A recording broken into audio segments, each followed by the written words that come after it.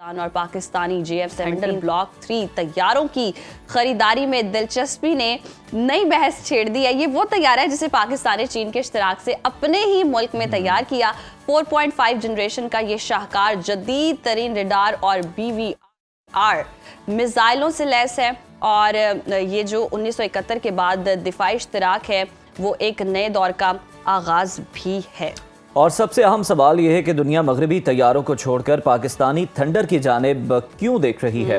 ماہرین کے مطابق اس کی بڑی وجہ اس کی کم قیمت، پابندیوں سے آزادی اور انڈیا کے خلاف شاندار کارکردگی ہے۔ ایک طرف بنگلہ دیش کے ساتھ ہمارے تعلقات میں گرم جوشی آ رہی ہے، تو دوسری طرف انڈین سوشل میڈیا پر یہ خوف پھیل رہا ہے کہ انڈیا 3 محاذوں پر پھنس سکتا ہے۔ آج ہمارے ساتھ موجود ہیں ماہر دفاعی امور ایئر کموڈور ریٹائرڈ خالد چشتی صاحب، جو ہمیں بتائیں گے کہ کیا ڈیل جنوبی ایشیا کا طاقت کا توازن بدلنے جا رہی ہے یا نہیں۔ تو بات کر لیتے ہیں۔ بہت شکریہ آپ کا سر۔ بتائیے گا کہ JF-17 تھنڈر بلاک 3 میں ایسا کیا ہے جو اسے رافیل کی صف میں کھڑا کرتا ہے اور بنگلہ دیش جیسے ممالک اسے F-16 پر اور بہت سارے دوسرے طیاروں پر ترجیح دے رہے ہیں؟ بہت شکریہ ماہم اور زہرا آپ کا، اور میں آپ کا انٹروڈکشن سن کر اور دیکھ کر بڑا خوش ہو رہا تھا کہ ماشاءاللہ اتنا زیادہ آپ کا سب کا نالج ہے اور ہو گیا ہے JF-17 تھنڈر کا کہ اب شاید میرے جیسے تجزیہ سر آپ کی بدولت ہے، ہم تو طفل مکتب ہے۔ نہیں، بہت خوشی کی بات ہے صبح صبح، اور یہ ماشاءاللہ اتنی زیادہ اویئرنیس ہے جو کہ بڑی خوش آئند اور بڑی پازیٹیو بات ہے کہ قوم کو اتنا اپنے ایسٹس کے بارے میں پتہ ہے اور سب اتنا پرائیڈ لیتے ہیں۔ ظاہر ہے coming back to your question جو آپ نے پوچھا، پہلا بات یہ ہے کہ جو میں اکثر بتاتا ہوں، دیکھیے 4 کرائٹیریاز ہوتے ہیں کسی بھی فائٹر جہاز کو سلیکٹ کرنے کے یا ایویلیویٹ کرنے کے۔ سب سے پہلا یہ ہوتا ہے کہ وہ جو جہاز بنانے والی کمپنی ہے جو اس نے جہاز بنایا ہے اس کی اپنی پرفارمنس کیسی ہے، جس کا مطلب یہ ہے کہ اس کی ٹیکنیکل اسپیسیفیکیشن کیسی ہیں، اس کا انجن کیسا ہے، ٹرن ریٹ کیسا ہے، ریڈار کیسا ہے، اس کے اوپر ویپن کون سے لگتے ہیں۔ تو یہ سیلف جو پروڈکٹ ہوتا ہے، پہلی کرائٹیریا وہ ہوتا ہے کہ اس کی کیا ورتھ ہوتی ہے۔ دوسرا یہ ہوتا ہے کہ جو بیچنے والا ملک ہے یا خریدنے والا ہے وہ کاسٹ کی کیا پڑے گی۔ آج دیکھیں آپ 150 بلین کے قریب آپ نے دیکھا ہے کہ رافیل کی قیمت ہے، یہ اس سے کہیں زیادہ 4-5 گنا کم اگر قیمت پہ آپ کو آلموسٹ کلوز ٹو دیٹ ملتا ہے، تو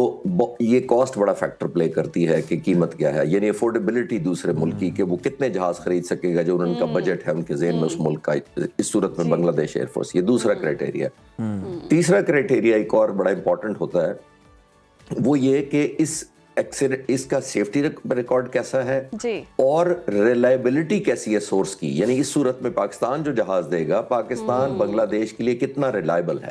ریلائبل کا مطلب یہ ہے کہ کوئی برا وقت آئے گا، کوئی خدا نخواستہ پولیٹیکل سچویشن چینج ہو جاتی ہے، تو یہ تو نہیں ہوگا کہ جو دینے والا ملک ہے اس صورت میں پاکستان، وہ اپنا سٹانس بدل لے، مینٹیننس نہ پرووائڈ کرے، ٹریننگ نہ دے، اپ گریڈیشن نہ کرے اس جہاز کی۔ یہ تیسرا فیکٹر ہوتا ہے۔ چوتھا سب سے زیادہ امپورٹنٹ ہوتا ہے عزیر، جس کی آپ بات کر رہے تھے کہ مئی 2025 میں الحمدللہ جو ہم نے کیا، دنیا یہ دیکھتی ہے جہاز خریدنے سے پہلے، چوتھا فیکٹر یہ دیکھتی ہے کہ یہ جہاز بیٹل ٹیسٹڈ یا کامبیٹ پروون ہے کہ نہیں ہے، یعنی کہ اگر اس نے کسی کانفلکٹ میں حصہ لیا ہے تو اس کی کیا پرفارمنس رہی۔ تو الحمدللہ JF-17 تھنڈر کی پرفارمنس نہ صرف ابھی 2025 میں آؤٹ سٹینڈنگ رہی، بلکہ آپ نے دیکھا ہوگا 2019 میں ہمارا جو ابھینندن والا واقعہ ہوا تھا، اس میں بھی پاک فضائیہ کہ یہ فرنٹ لائن جہازوں میں سے تھا JF-17 تھنڈر۔ تو over the period of time 4 دنیا کے اگر کرائٹیریاز ہیں، سب سے پہلے جیسے میں نے کہا capability, number 2 affordability, number 3 reliability of the manufacturer, اور نمبر 4 جیسے میں نے کہا بیٹل ٹیسٹڈ ہے۔ بالکل خالد صاحب، ہم نے مینوفیکچرنگ کی بھی بات کر لی، سارے کریکٹرسٹکس کی بھی بات کر لی۔ اب ہم نے دیکھا کہ مارکہ حق میں نا یہ بھی بہت بات ہوئی، مین بیہائنڈ دا مشین، تو مشین لے لینا اور پھر اس کے سکلز جس طرح سے سب معترف ہوئے، وہ جذبہ، وہ سکلز کیسے کوئی سیکھ سکتا ہے اگر کوئی ملک سیکھنا چاہے تو؟ طیاروں کے ساتھ کوئی ٹریننگ کا بھی بندوبست؟ طیاروں کے ساتھ ٹریننگ، جی بالکل آپ نے ٹھیک کہا کہ کیونکہ یہ لک فارورڈ دنیا اس وقت جو ہم سے نہیں خرید رہے JF-17 تھنڈر ماہم، وہ بھی ہم سے ٹریننگ لینا چاہتے ہیں، کیونکہ ٹریننگ اتنا امپورٹنٹ فیکٹر ہے اس پورے کانفلکٹ میں۔ جو دیکھا ہم نے کہ سب سے زیادہ پاک فضائیہ کا ایک سکل لیول جو تھا ہمارے فبازوں کا، ٹیکنیشینز کا، ایئر ڈیفنس کنٹرولرز کا، वो बियॉन्ड एक एक्सपेक्टेंसी था, जो लोग एक्सपेक्ट कर रहे थे कि हम यहाँ परफॉर्म कर रहे थे, कहीं उससे नॉच ऊपर किया। और जाहिर है, जैसे मैंने अक्सर बात करता हूँ कि ये विजन थी लीडरशिप की। Air chief marshal Zaheer Ahmad Babar Sidhu ने 3 साल से राफेल के खिलाफ टैक्टिक्स फोकस किए, उनको माइक्रोस्कोप के नीचे रखकर गौर से सब कुछ देखा, पायलट्स को, टेक्नीशियंस को, सबको ट्रेन किया, पूरी टीम को। तो ये तभी पॉसिबल होता है। आपने बिल्कुल ठीक कहा कि 5वां फैक्टर ये है कि जब हमसे कोई जहाज खरीदता है तो जाहिर है हमारे ही पायलट्स और इंजीनियर्स और टेक्नीशियन ट्रेनिंग भी देंगे। तो ये बहुत ज्यादा वैल्यू ऐड होती है किसी भी एयरफोर्स के अंदर। जी बिल्कुल सही। अच्छा खालिद साहब, बांग्लादेश का पाकिस्तान से ये तैयारे खरीदना महज एक तिजारती मुआहदे के तौर पर इसे लिया जाए, या फिर ये खित्ते में इंडिया के असर व रसूख के खात्मे की घंटी भी है? और क्या 1971 की तलखियों के बाद ये एक बड़ा स्ट्रेटेजिक टर्न हो सकता है?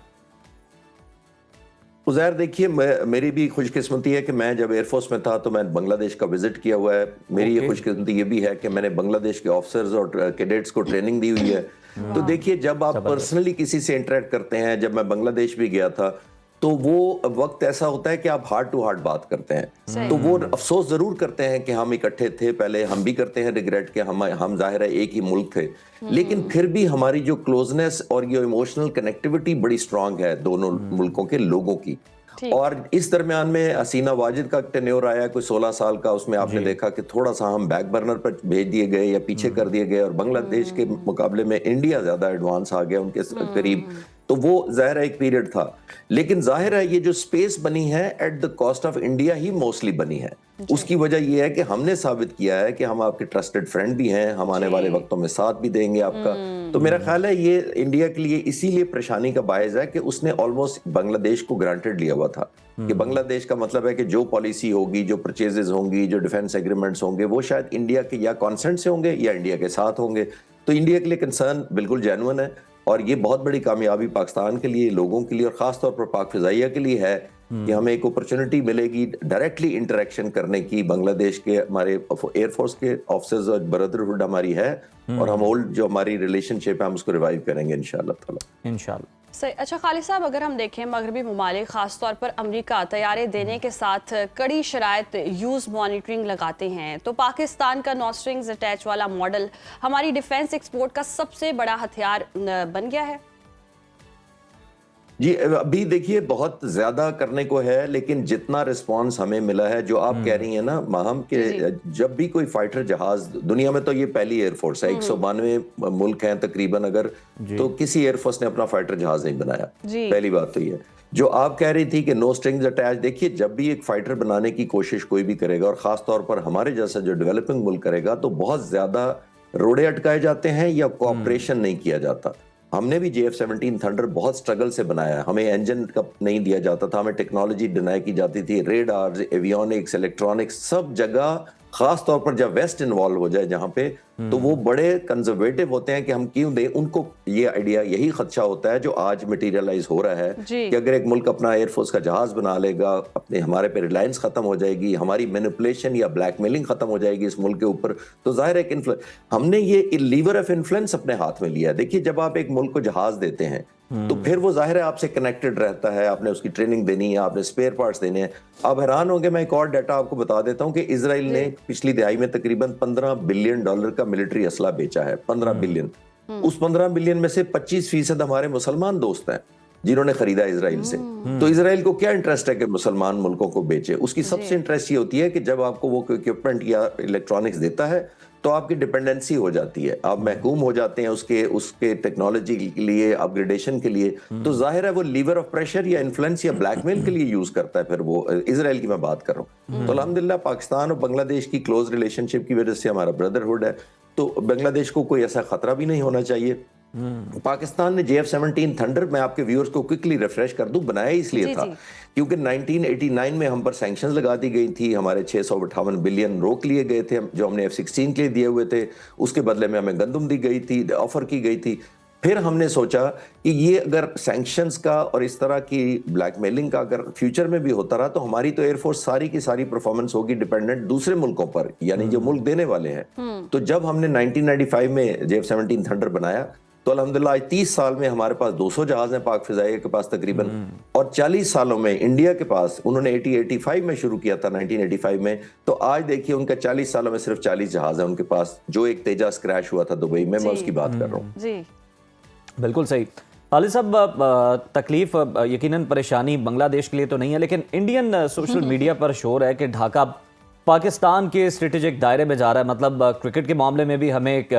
آنکھیں دکھا رہا ہے آ کے، دفاعی محاذ پہ بھی اب اس طرح سے ہمارے ساتھ سلوک کر رہا ہے، اور انڈیا کو اب چین، پاکستان اور بنگلہ دیش، آپ سمجھتے ہیں کہ 3 محاذوں پر بھی لڑنا پڑے گا اگر کوئی اس طرح کی شرارت کرتا ہے؟ بطور دفاعی ماہر آپ اس خدشے کو کس نظر سے دیکھتے ہیں؟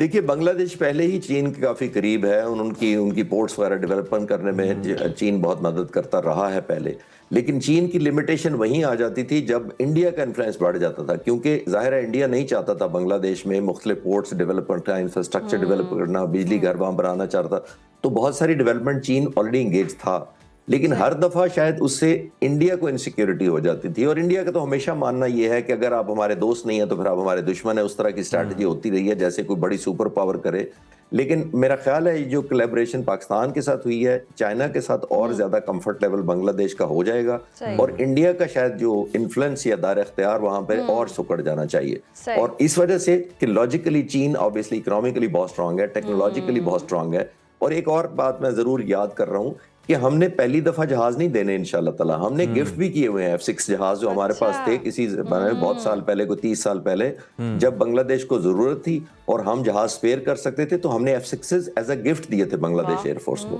تو ہمارا گڈ ول جیسچر اور آپس میں جو کلوز بانڈنگ بہت پرانی موجود ہے، بہت پرانی موجود ہے۔ اچھا خالد صاحب، معاشی اعتبار سے دیکھیں تو آذربائیجان کے ساتھ اربوں ڈالر کا معاہدہ، اور اب بنگلہ دیش کے دفاعی ساز و سامان میں دلچسپی، کیا دفاعی برآمدات پاکستان کی جو ڈوبتی معیشت ہے اس کو سہارا دینے میں کوئی کلیدی کردار ادا کر سکتی ہیں؟ کیونکہ خواجہ آصف اسی کی بیس پہ کہہ رہے ہیں نا کہ اتنے تیاروں کے آرڈر آ رہے ہیں کہ 6 ماہ تک ہو سکتا ہے IFF کو اللہ حافظ کہہ دے۔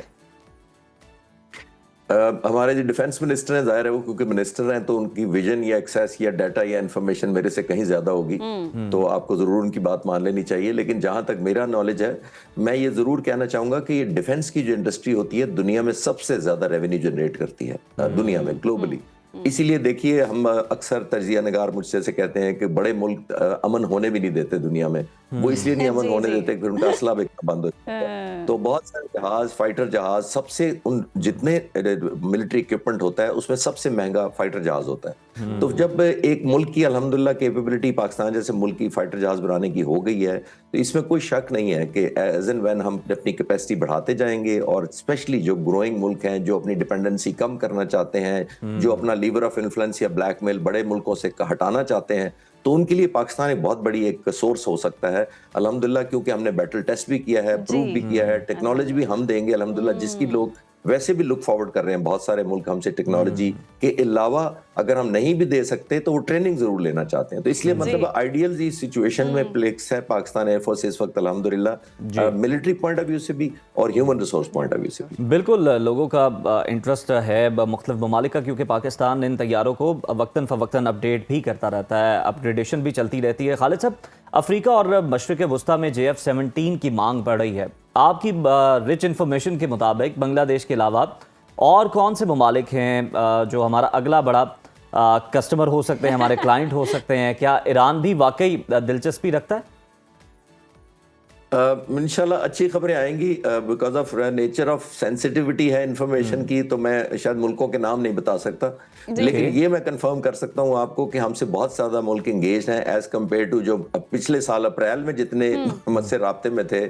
مئی کے بعد جو الحمدللہ پرفارمنس ہوئی تو بہت سارے لوگوں نے، بہت سارے ملکوں نے، لیڈرز نے یہ ریئلائز کیا کہ یہ نہ صرف ایک ایئر فورس ہے جو سیلف سسٹین کرتی ہے، ریلائبل ہے، آؤٹ پرفارم کرتی ہے ایسے ملک کے خلاف جو ہم سے بڑا ہے، تو ظاہر ہے الحمدللہ اللہ کی مرضی کے بعد کچھ نہ کچھ تو ہے، ہماری لیڈرشپ میں ہے، ہمارے pilots, engineers, technician, air defence controller, سب میں کچھ نہ کچھ تو بات ہے، تو بہت سارے ملک انگیج کر رہے ہیں ایز اینڈ وین بیسس پر۔ جیسے بنگلہ دیش کا میں بہت عرصے سے جانتا تھا کہ ہم انگیج ہیں، لیکن ظاہر ہے کانفیڈینشیلٹی کی وجہ سے شیئر نہیں کیا جا سکتا، اب پاک فضائیہ انگیجڈ ہے، آنے والے وقتوں میں انشاءاللہ تعالیٰ اور ملکوں کا انفولڈ ہوگا جی گریجولی، کیونکہ آپ نے دیکھا کہ خود ہی آپ نے انٹروڈکشن میں کہا کہ سب سے زیادہ انسیکیورٹی انڈیا کو ہو گئی ہے، تو ہم کہتے ہیں کہ یہ قسطوں میں چلتا رہے، ایک دم زیادہ بلاسٹ۔ یہ بھی ٹھیک ہے، بہت شکریہ خالد صاحب آپ کے وقت کا۔